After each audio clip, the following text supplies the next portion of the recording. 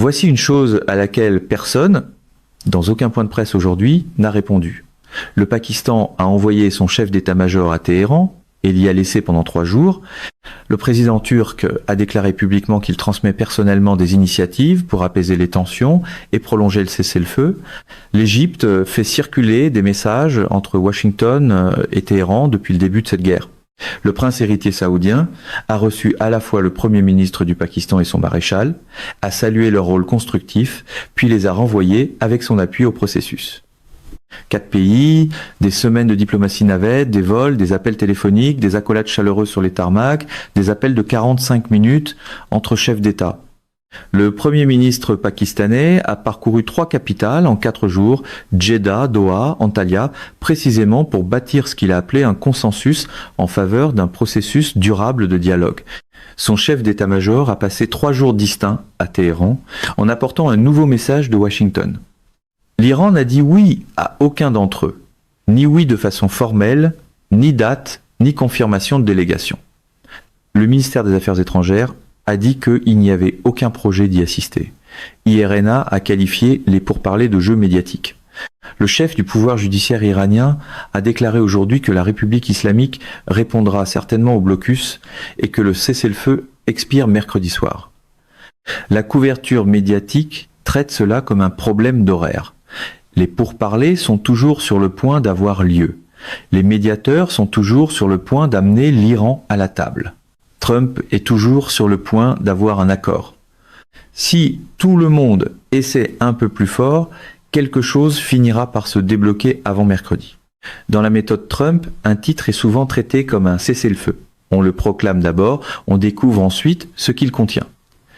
Je pense que ce cadrage est erroné. Le refus de l'Iran de dire oui à l'un ou l'autre de 4 médiateurs actifs n'est pas un problème d'horaire. C'est une position stratégique délibérée. Comprendre pourquoi l'Iran peut se permettre cette position, alors que 4 des acteurs diplomatiques les plus crédibles de la région le supplient de changer d'attitude, est la clé pour comprendre ce que signifie réellement cette journée. Il faut commencer par ce que chaque pays a réellement fait, parce que le niveau d'effort ici mérite d'être nommé avec précision avant qu'on voit clairement pourquoi rien de tout cela n'a fonctionné. Pakistan, Hassan Munir, maréchal, chef de l'armée, l'homme que Trump a personnellement salué par son nom dans son annonce de cessez-le-feu, s'est envolé pour Téhéran et y a passé 3 jours. Il a rencontré Pezeshkian, il a rencontré Araghchi, il a rencontré Ghalibaf qui dirigeait la délégation iranienne à Islamabad, il a rencontré le chef du commandement militaire central iranien. L'accolade chaleureuse qu'Araghchi a donnée à Munir sur le tarmac n'était pas un protocole. C'était le signal d'une relation que les 2 parties entretiennent délibérément parce qu'elles veulent toutes 2 garder le canal ouvert. Munir portait aussi ce que des responsables pakistanais ont décrit comme un nouveau message de Washington. Pas une expression générale de bonne volonté. Un message. 3 jours à Téhéran ont marqué la présence militaire pakistanaise du plus haut niveau en Iran depuis le début de cette guerre. À Washington, on parle encore comme si chaque nouveau message arrivait enveloppé dans sa propre ovation debout.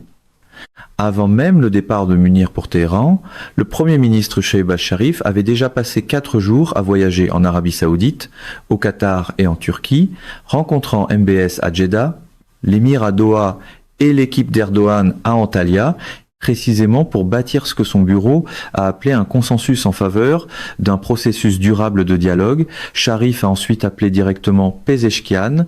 L'appel a duré 45 minutes. La position du Pakistan est claire. Islamabad est prête à accueillir la rencontre. La table est mise. Les dispositions de sécurité sont en place. L'ambassadeur de l'Iran a confirmé que Téhéran n'envisagerait aucun autre lieu. Le Pakistan a fait tout ce qu'un médiateur peut faire. Turquie. Erdogan a dit publiquement, et le choix des mots compte parce que les dirigeants choisissent leur langage public avec soin, qu'il transmet les suggestions nécessaires et mène des initiatives pour apaiser les tensions, prolonger le cessez-le-feu et maintenir les pourparlers. C'est un président en exercice qui décrit une médiation active en temps réel, non pas un appui au processus, mais des initiatives actives. La Turquie a co-organisé le forum diplomatique d'Antalya précisément pour créer un cadre multilatéral qui offre une couverture à l'Iran. Si plusieurs pays font pression sur l'Iran ensemble, l'Iran peut répondre à la coalition plutôt que de paraître céder à la pression américaine. La Turquie a déjà joué ce rôle auparavant et l'Iran sait ce que cela signifie quand Erdogan dit personnellement qu'il transmet des suggestions. Égypte. Des diplomates et responsables sécuritaires égyptiens ont été confirmés comme messagers actifs entre Washington et Téhéran tout au long de ce conflit. Les analyses de Carnegie l'ont confirmé. National Public Radio, NPR, l'a rapporté. L'Égypte ne tient pas de conférence de presse sur sa médiation. Elle travaille en coulisses, en transportant le langage, en testant les positions, en adoucissant le cadrage avant que quoi que ce soit n'arrive à une table de négociation. L'implication de l'Égypte signifie que le plus grand pays du monde arabe et l'État le plus expérimenté diplomatiquement dans la région travaille à amener l'Iran à dire oui. Arabie saoudite.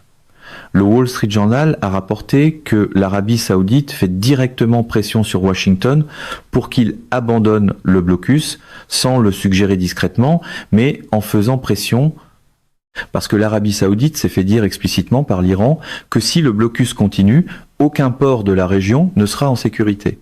Le commandant militaire iranien a déclaré que la sécurité dans le golfe Persique vaut soit pour tout le monde, soit pour personne. L'Arabie saoudite a reçu Munir, a reçu Sharif, a salué leur rôle constructif et a soutenu le processus. Le prince héritier, à Jeddah, a qualifié leur rôle de constructif, un choix de mots délibéré, le langage diplomatique pour dire « Nous approuvons ce que vous faites, continuez ». L'Arabie saoudite a des intérêts dans toutes les directions. Ici, elle accueille des bases américaines, elle dépend des garanties de sécurité américaines, et elle voit l'Iran menacer chaque port, chaque terminal, chaque installation pétrolière de la région si la guerre reprend. Le pays que ce conflit prétendait en partie protéger est désormais celui qui fait le plus urgemment pression pour la désescalade. C'est le moment gênant où les metteurs en scène semblent soudain moins enthousiastes que l'homme au pupitre. En prenant du recul, cette coalition de 4 représente quelque chose d'inhabituel. Le Pakistan fournit le lieu que l'Iran juge acceptable et le chef militaire que le ministre iranien des Affaires étrangères serre dans ses bras sur le tarmac. La Turquie apporte la crédibilité diplomatique personnelle d'Erdogan auprès des gouvernements islamiques comme occidentaux. L'Égypte apporte les opérateurs de canaux discrets les plus expérimentés du monde arabe. L'Arabie saoudite apporte le poids financier et stratégique de la puissance dominante du Golfe, ainsi que du pays qui a le plus à perdre si l'Iran recommence à viser la région. Ensemble, ces 4 pays représentent la coalition de médiation la plus large, la plus crédible et la plus active jamais réunie autour d'un face à face entre les États-Unis et l'Iran. Et l'Iran n'a dit oui à aucun d'eux. Voilà le fait que la couverture médiatique continue d'adoucir. Ce n'est ni une friction d'horaire, ni un délai bureaucratique. L'Iran a reçu les invitations, entendu les appels, compris les enjeux, puis publié une déclaration officielle par la voix de son porte-parole du ministère des Affaires étrangères, affirmant qu'il n'y a aucun projet d'y assister. IRNA a qualifié les pourparlers de jeu médiatique. Le chef du pouvoir judiciaire iranien a dit que la réponse au blocus s'en vient assurément et que le cessez-le-feu expire mercredi soir. Cela laisse la question à laquelle la couverture médiatique ne répond pas. Pourquoi l'Iran peut-il dire non à tous ? La réponse est le même fait structurel qui a été la réponse pendant toute cette guerre. L'Iran dispose d'un soutien extérieur suffisant pour que le coût du refus n'ait pas encore dépassé le coût d'accepter les conditions américaines. Et ce soutien extérieur ne vient ni du Pakistan, ni de la Turquie, ni de l'Égypte. Il vient de la Chine. C'est le mécanisme. Et le mécanisme a une seule règle. Tant que les achats de pétrole chinois donnent à l'Iran l'oxygène économique nécessaire pour refuser, chaque invitation d'un médiateur devient facultative. La Chine achète en ce moment 7 millions de barils de brut iraniens déjà en mer. Le blocus a refoulé 27 navires partis de ports iraniens. Il n'a pas stoppé un seul baril en route vers la Chine. Les revenus pétroliers de l'Iran sont touchés, mais pas coupés. Le rial a baissé de 15%. La Banque centrale a dit en privé à Pezeshkian que la reprise pourrait prendre 12 ans. Cette douleur est réelle, mais la douleur n'est pas l'effondrement. Et l'écart entre la douleur et l'effondrement, c'est précisément l'écart que la flotte fantôme de la Chine, le système de paiement en yuan et le veto au Conseil de sécurité ont été conçus pour maintenir. Les registres douaniers chinois indiquent 0 importation en provenance de l'Iran, mais les importations chinoises, enregistrées de ce qu'on appelle du brut malaisien, atteignent 3 millions de barils par jour, soit plus du double de toute la production pétrolière de la Malaisie. Ce pétrole vient de l'Iran, il est réétiqueté, transféré en mer, puis raffiné par de petites raffineries chinoises sans documentation. Le système a été construit pendant les années de sanctions. Cette guerre l'a rendu visible, et le blocus ne peut pas l'atteindre parce que le langage même du CENTCOM exclut explicitement les navires se dirigeant vers des ports non iraniens. Ce langage a été rédigé précisément pour éviter qu'il faille arrêter des pétroliers chinois, parce que les arrêter créerait une confrontation avec la Chine que l'Amérique ne peut pas se permettre avant le sommet Trump-Xi en mai. Le slogan reste la pression maximale, avec les petits caractères utilement externalisés dans des notes de bas de page maritimes. Avant cette guerre, l'Iran exportait 68 millions de barils de pétrole par jour. Pendant les semaines les plus intenses du conflit, alors qu'Ormuz était largement fermé et que les bombardements américains atteignaient leur sommet, l'Iran a exporté 84 millions de barils par jour, davantage pendant la guerre qu'avant. Un pays dont le guide suprême a été tué le premier jour, dont les installations nucléaires ont été bombardées et dont les défenses aériennes ont été dégradées, a tout de même exporté plus de pétrole pendant la guerre qu'avant. La réponse, c'est le système que la Chine a bâti pendant une décennie précisément pour survivre à ce type exact de pression américaine. Le Financial Times a confirmé, à partir de documents iraniens ayant fuité, que le corps des gardiens de la révolution islamique, l'IRGC, a utilisé des images satellites fournies par une entreprise commerciale chinoise appelée Eurtaiko pour viser des bases militaires américaines, la base aérienne Prince Sultan, la base aérienne Muwafaq Salti et des positions près de la base navale de la 5e flotte à Bahreïn. La Chine a aidé l'Iran à voir où se trouvait l'Amérique afin que l'Iran puisse frapper ces endroits avec plus de précision. CBS News l'a confirmé séparément auprès de 2 responsables américains. Tant que ce système fonctionne, l'Iran dispose d'oxygène et un pays qui a de l'oxygène peut dire à 4 médiateurs actifs, pas encore. Cet apport d'oxygène devient encore plus significatif aujourd'hui parce que la Russie a appelé l'Iran ce matin. Lavrov a confirmé la volonté inébranlable de la Russie d'aider à résoudre la crise et de faciliter des ententes mutuellement acceptables entre l'Iran et les États arabes du Golfe. Et l'Iran, en retour, a confirmé sa volonté de garantir le passage sans entrave des navires russes par le détroit d'Ormuz. 2 pays ont échangé des engagements réciproques précis. La Russie obtient une garantie sur Ormuz, l'Iran obtient une couverture stratégique, le matin même où il refusait publiquement l'invitation de chaque médiateur. L'Iran n'a pas dit oui au Pakistan, ni à la Turquie, ni à l'Égypte, ni à l'Arabie Saoudite, mais l'Iran a déjà dit à la Russie ce qui vient ensuite à travers Ormuz. Cette asymétrie montre précisément comment l'Iran hiérarchise ses relations en ce moment. Les médiateurs ne demandent pas à l'Iran d'accepter un vague appel à des pourparlers. L'écart entre ce que les médiateurs demandent à l'Iran et ce que l'Iran est prêt à donner est précis et il l'est depuis le 28 février. La position américaine transmise par l'intermédiaire de ces 4 pays à divers moments repose sur 2 exigences non négociables. Premièrement, pas d'enrichissement nucléaire. Trump l'a dit à tous les journalistes, pas d'armes nucléaires. C'est 99% de l'enjeu. Vance l'a dit à Islamabad. Nous avons besoin d'un engagement affirmatif de la part de l'Iran selon lequel il ne cherchera pas à obtenir une arme nucléaire et ne cherchera pas à acquérir les moyens d'y parvenir rapidement. Deuxièmement, Ormuz doit rester ouvert dans des conditions qui ne reconnaissent pas l'autorité souveraine iranienne sur le détroit. L'Amérique veut la libre navigation. L'Iran veut une navigation encadrée, avec des navires qui se coordonnent avec les autorités iraniennes, un Iran qui conserve un contrôle effectif et des droits de passage iraniens qui continuent d'être perçus. Ces 2 positions n'ont pas bougé depuis les pourparlers d'Islamabad. Vance a dit que l'Iran avait fait 80% du chemin. Les 20% restants ne sont pas une erreur d'arrondi. C'est toute la question de savoir si l'Iran sortira de cette guerre comme un pays capable d'enrichir de l'uranium et de contrôler ses propres eaux, ou comme un pays qui a cédé les 2 à Washington, Il y a une troisième condition sous-jacente à ces deux exigences, et elle est rarement nommée directement. La contre-proposition iranienne, en 5 points, soumise avant Islamabad, exigeait des réparations de guerre, des garanties de sécurité contre de futures agressions américaines et israéliennes, ainsi qu'une reconnaissance internationale de la souveraineté iranienne sur le détroit d'Ormuz. L'Amérique n'a répondu publiquement à aucune de ces 3 demandes. Ni rejet, ni contre-offre. Silence. La position iranienne est donc simple. Elle a donné un cadre. L'Amérique a répondu par un blocus. Elle a saisi le navire iranien. Elle a dit au monde qu'elle bombarderait de nouveau si l'Iran n'acceptait pas ces conditions. Et maintenant, 4 pays demandent à l'Iran de venir à une table qui continue d'être transformée en table de reddition. Et cela est présenté comme de la diplomatie.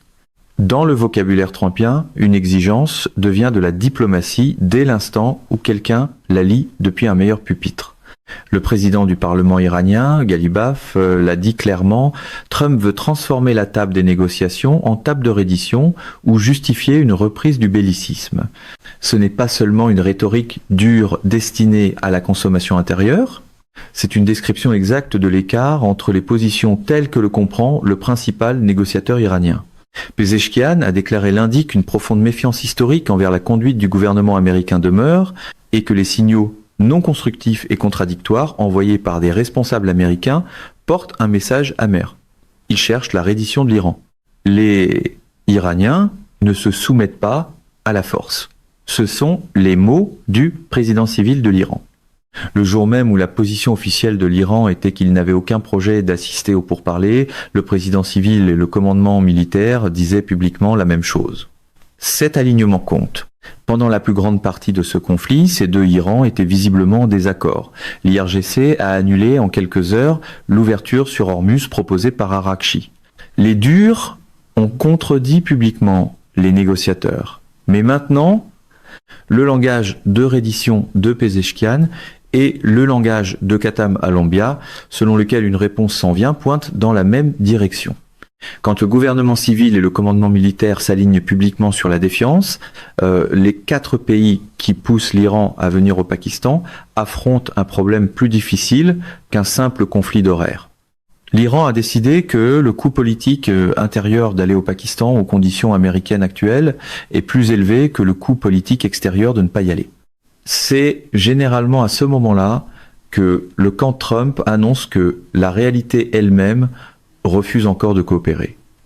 Il existe tout de même un argument sérieux en faveur de l'optimisme et il mérite d'être examiné jusqu'au bout. L'Iran n'a jamais confirmé publiquement sa position avant le tout dernier moment dans ce conflit. Avant la première ronde, la position officielle de l'Iran était qu'il n'avait aucun projet d'y assister. L'Iran a ensuite envoyé 70 négociateurs. La contradiction entre la déclaration de Baghei disant qu'il n'y a aucun projet et celle d'Aziz disant aujourd'hui ou demain est le même écart qui existait avant Islamabad. Le refus public peut être une posture et non une décision finale. L'ambassadeur de l'Iran a confirmé que Téhéran accepterait des pourparlers au Pakistan et nulle part ailleurs. Cela ne signifie pas nécessairement que l'Iran refuse le Pakistan. Cela peut vouloir dire que l'Iran négocie les conditions de son arrivée. Le fait que 4 pays médiateurs soient actifs en même temps n'est pas forcément une preuve d'échec. Cela peut aussi être la preuve qu'une pression coordonnée s'exerce à une échelle jamais vue dans ce conflit. La crédibilité du Pakistan auprès des deux parties reste intacte. L'accueil chaleureux réservé à Munir sur le tarmac par Araghchi n'était pas du théâtre. Il reflétait une relation que les deux parties ont délibérément entretenue parce qu'elles veulent toutes deux garder le canal ouvert. Le ministre turc des Affaires étrangères a dit directement à CNN que l'échéance du cessez-le-feu devra être prolongée, ce qui laisse entendre que la Turquie a reçu de l'un ou l'autre camp, ou des deux, des signaux privés montrant que mercredi n'est pas le point terminal, mais un moment de pression. Trump a aussi dit ce matin que le concept de l'accord est réglé. Cette formule, concept réglé, c'est ce qu'un président dit quand le cadre existe mais que les détails restent à fixer.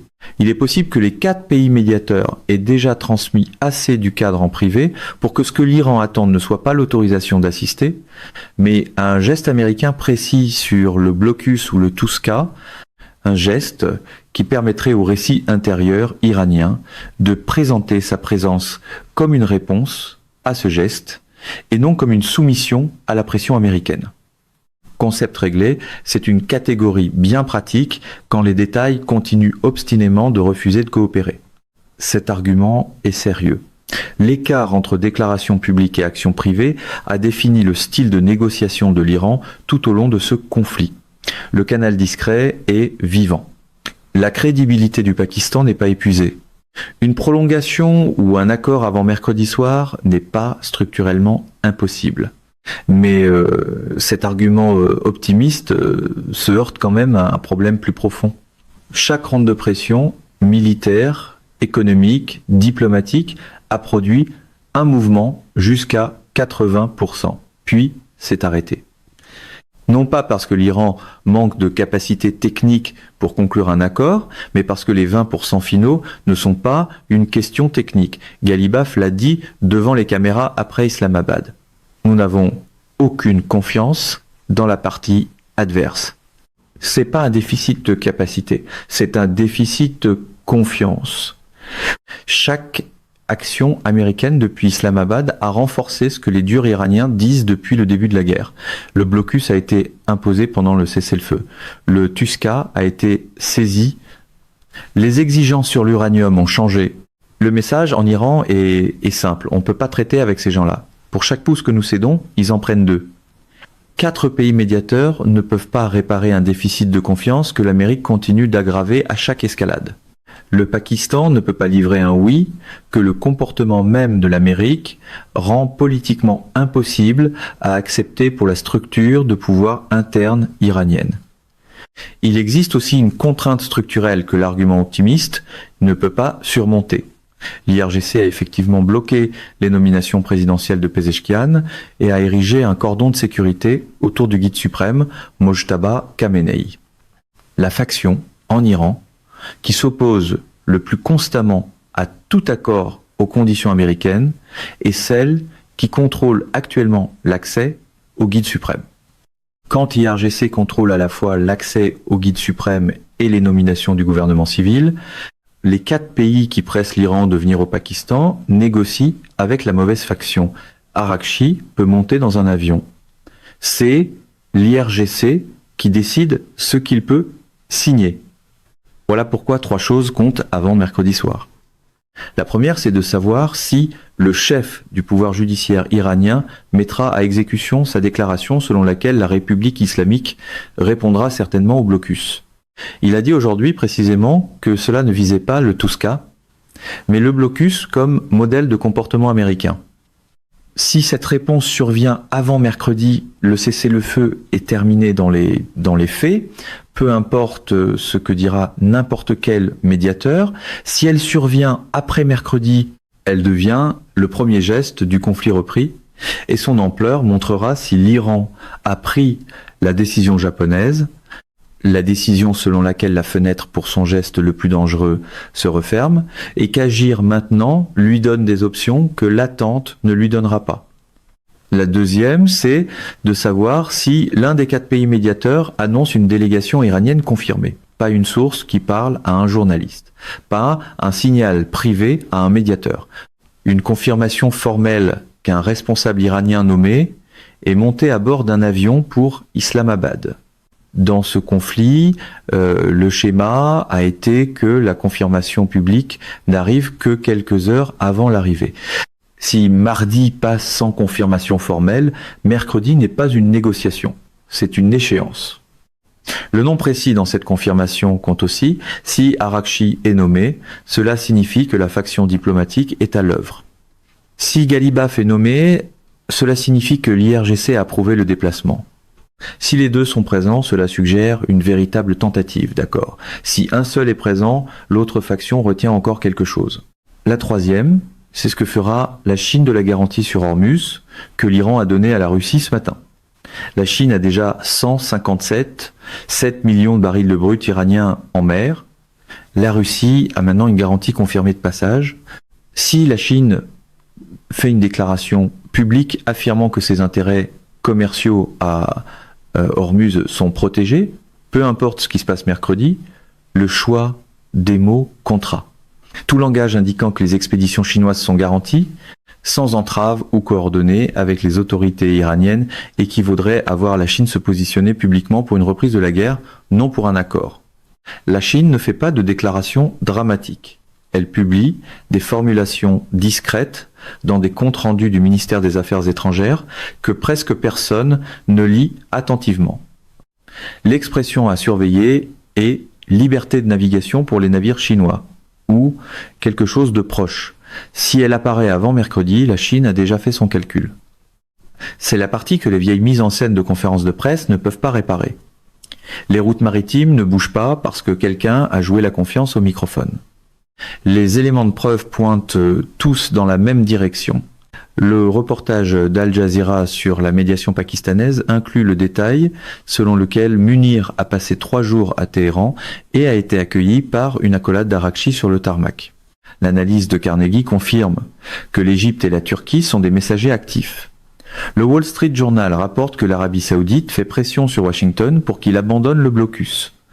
La déclaration de Galibaf sur la table de reddition et celle de Pezeshkian sur le refus de se soumettre à la force ont toutes deux été faites par de hauts responsables iraniens, le même jour, et les deux pointaient dans la même direction.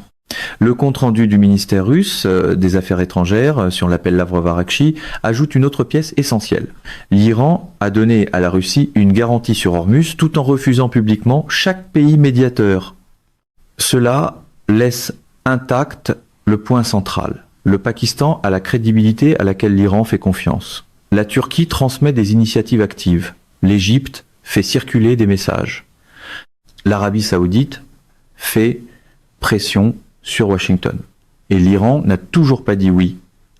Les 4 pays qui poussent l'Iran à venir au Pakistan ne sont pas le problème et ils ne sont pas la solution. Ils sont le service de messagerie d'une négociation entre 3 pays, pas 4. Et le pays qui ne fait pas partie de ce service de messagerie n'a pas dit un mot aujourd'hui sur l'avenue ou non de l'Iran au Pakistan. Le véritable signal se trouve maintenant dans ce que ce pays ne dira pas avant mercredi soir.